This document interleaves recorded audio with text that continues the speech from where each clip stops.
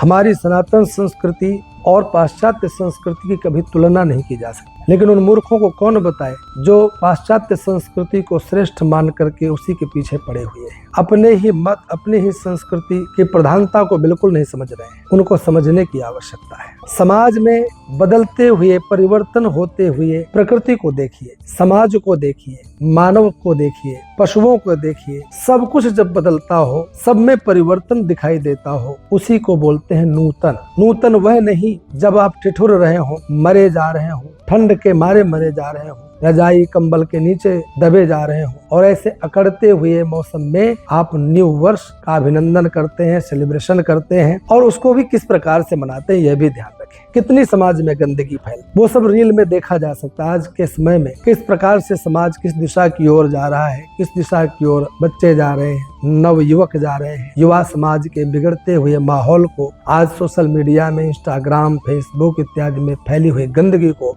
आप देख सकते हैं। मैं भारत सरकार से एक प्रार्थना करना चाहता हूँ, यदि समाज को, नवयुवकों को, समस्त युवाओं को यदि बचाना है तो इस प्रकार के जितने भी सोशल प्लेटफॉर्म हैं उनको सबको बंद करा देना चाहिए। वह चाहे रील हो, जिन रील्स के माध्यम से समाज में गंदगी फैले, जहां पर संबंधों को तार तार किया जा रहा हो, जहां पर एक दूसरे के प्रति कोई सद्भावना, कोई सद्विचार, कोई शिष्टाचार न दिखाई दे रहा हो, सबको नष्ट करके केवल अपने व्यूज पर ध्यान दिया जा रहा हो, ऐसे बदलते हुए माहौल को कभी नहीं सोचा होगा उन ऋषियों ने, उन मुनियों ने, उन महापुरुषों ने कि भारतीय संस्कृति कितने गर्त में जाएगी। और आज अगर इस प्रकार से हमारी सनातन संस्कृति नष्ट हो रही है, सोशल मीडिया के चाहे वह कोई प्लेटफॉर्म का माध्यम हम प्राप्त करके चल रहे हो, अगर हम समय रहते हुए इसको परिवर्तन नहीं करते हैं तो वह दिन दूर नहीं जब यह समूचा भारतवर्ष और भारतवर्ष का इतिहास, भारत की संस्कृति केवल शास्त्रों तक ही सीमित रह जाएगी। क्योंकि वर्तमान का जो समाज है वह चाहे अध्यात्मवेत्ता हो और चाहे वह मानव धर्म में रहने वाले, चाहे साधारण मानव हो, चाहे साधारण युवक युवतियां हो, जिस दिशा की ओर जा रहे हैं उसमें सब जिम्मेदार है, कोई एक नहीं। वह सब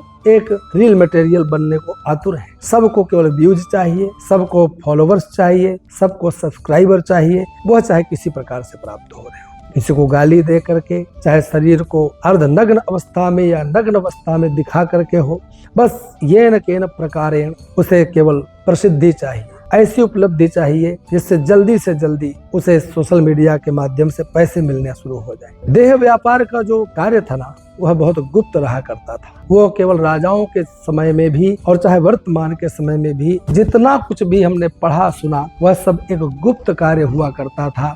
और जब जो कोई भी व्यक्ति वहां जाता तो वह भी अपने आप को छिपा करके जाता था। लेकिन वर्तमान के समाज को देखिए कि जो कभी किसी काल में गुप्त था, जो समाज में दिखाई भी नहीं देता था, दूर में केवल सुनाई पड़ा करता था, आज वह रील मटेरियल के रूप में आपके सामने रोज रोज नंगा नाच हो रहा है और उसको सब देखने में आतुर है। कोई भी इन प्लेटफॉर्म पर बैन लगाने की बात कर ही नहीं रहा है, कोई चर्चा कर ही नहीं रहा है। वह चाहे हमारे अध्यात्म मार्ग में चलने वाले भक्त हों, व्यक्ति हों, और चाहे वह कोई भी व्यक्ति हो, और चाहे वह हमारे साधारण जीवन यापन करने वाले कोई व्यक्ति हों, कोई भी इस कार्य को बंद कराने के लिए कोई प्रेरणा नहीं दे रहा है और किसी भी प्रकार से कोई सरकार के ऊपर दबाव भी नहीं बना रहा है।